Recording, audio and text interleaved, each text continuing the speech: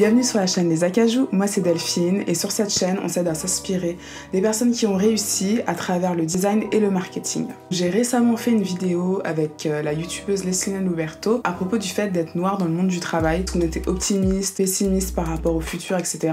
Et le fait de faire cette vidéo, ça m'a donné envie justement de faire la vidéo que vous êtes en train de regarder sur l'afro-branding. Au final on a remarqué que ça prenait beaucoup de temps dans la vie quotidienne, donc notamment lorsque vous passez un entretien, la relation que vous avez avec vos collègues par rapport aux réflexions, aux remarques, etc. Mais dans tout ce qui est communication, marketing et publicité, on a vraiment vu une évolution assez rapide en fait. En 3-4 ans, on a vu que la communauté noire était de plus en plus représentée et que c'était un petit peu une tendance actuelle. Donc c'est pour ça que j'ai appelé ça un petit peu l'afro-branding. Et en 2014, je me rappelle d'avoir été interpellée par une pub en particulier qui était faite par Maubusin, vous savez, les montres de luxe, qui avait justement pris comme égérie un sportif français guadeloupéen qui s'appelle Jean-Marc Mormec, donc c'est un boxeur je crois, qui a gagné 2 championnats du monde de boxe. Et du coup, j'ai été vachement interpellée par le fait que ça soit une marque de luxe qui prenne un sportif noir pour justement représenter leur marque, parce que c'était assez rare. Les seuls noirs que je voyais un petit peu dans les marques de luxe avec les créateurs, c'était Grace Jones, donc c'était plus dans les années 80, donc je le voyais dans les documents un peu d'archives. Et après, vous aviez Naomi Campbell.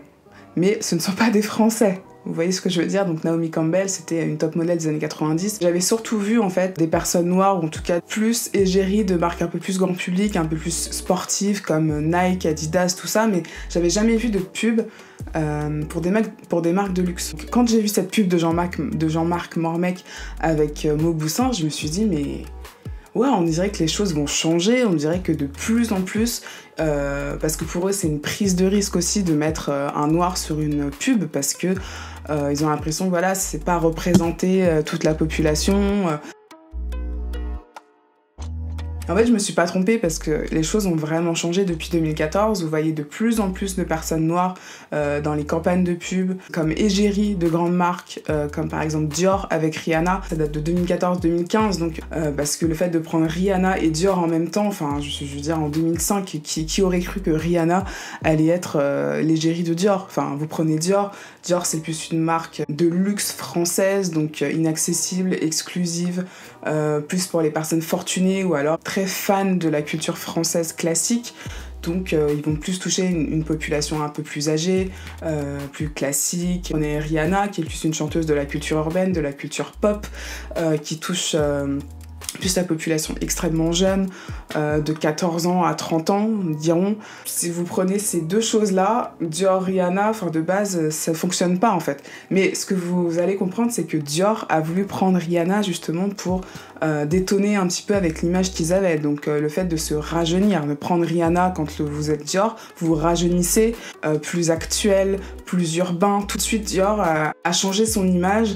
Et du coup, les jeunes étaient plus intéressés par cette marque. Et lorsque vous prenez même une marque comme Carglass, donc Carglass, vous savez, c'est le truc qui répare vos pare-brises, là, ils prennent aussi des personnes noires pour représenter leur marque. Donc tout ça pour vous dire que j'ai l'impression que les noirs sont rentrés vraiment dans la norme.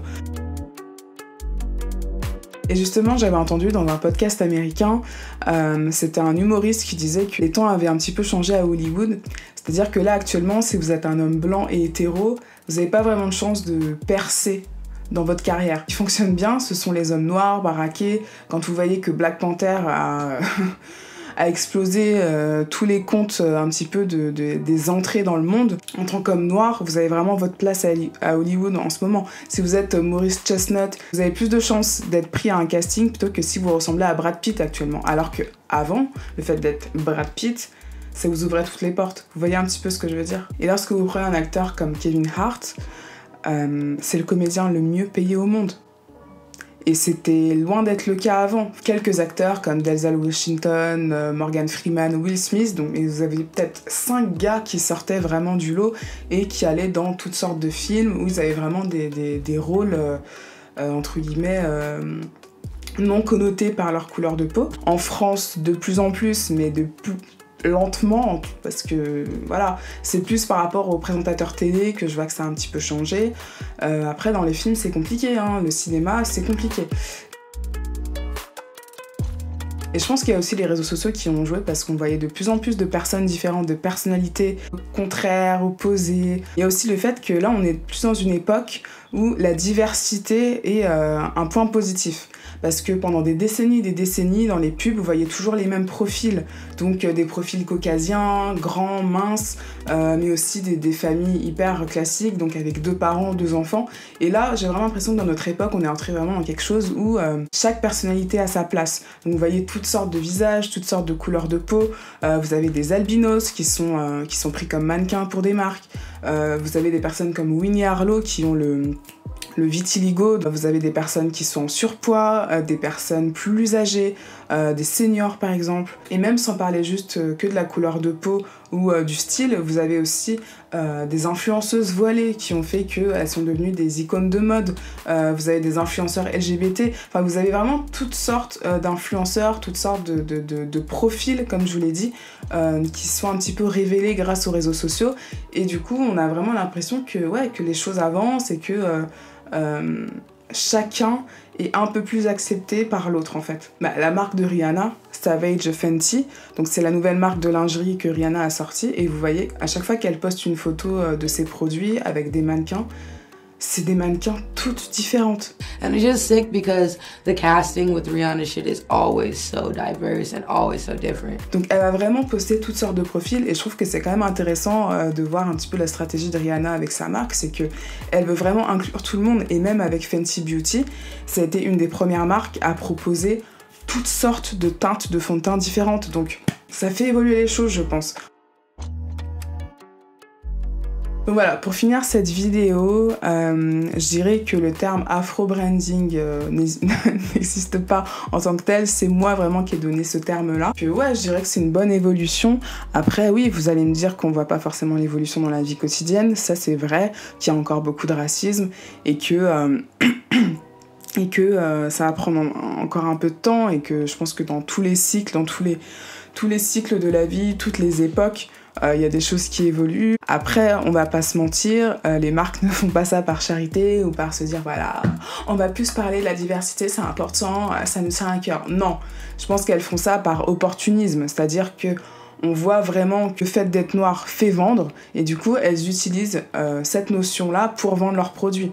Donc elles vont vraiment s'agripper à cette idée-là. Peut-être que dans 5 ans, on va plus s'agripper aux asiatiques ou quoi que ce soit. Enfin, c'est vraiment des tendances en fait qui roulent, et vous savez très bien que dans la mode et dans les campagnes, ce genre dans la pub, tout change.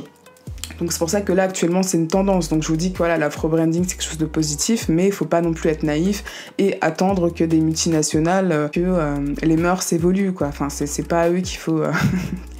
c'est pas à eux qu'il faut donner cette responsabilité. Mais je trouve que ils apportent quand même leur pierre à l'édifice. Donc n'hésitez pas à me dire ce que vous en pensez dans les commentaires. Ça m'intéresse d'avoir votre point de vue. Est-ce que vous aussi vous avez remarqué un petit peu ce changement-là dans la sphère publique ? Si vous aussi vous avez eu le même un petit peu déclic que moi, notamment avec la pub de Mauboussin à une certaine époque, enfin voilà, n'hésitez pas à me dire ce que vous en pensez dans les commentaires. J'espère que cette vidéo vous aura plu. Si elle vous a plu, likez cette vidéo. Si elle vous a plu, partagez-la aussi autour de vous. Ce serait vraiment cool qu'on soit de plus en plus sur cette chaîne. Abonnez-vous si vous ne l'êtes pas encore, et voilà. Ah oui, ce que je voulais vous dire aussi avant que cette vidéo se termine, c'est que vous pouvez aller vous inscrire sur lesacajou.com si vous voulez avoir 30 minutes de conseils branding gratuits, que ce soit pour vos réseaux sociaux, pour un entretien d'embauche, pour des cartes de visite, un CV, tout ça. N'hésitez pas à vous inscrire sur lesacajou.com. C'est gratuit, c'est 30 minutes, donc n'hésitez pas si ça vous intéresse. Donc voilà, c'était Delphine de la chaîne Les Acajou, et je vous dis à la semaine prochaine pour une nouvelle vidéo autour du design et du marketing.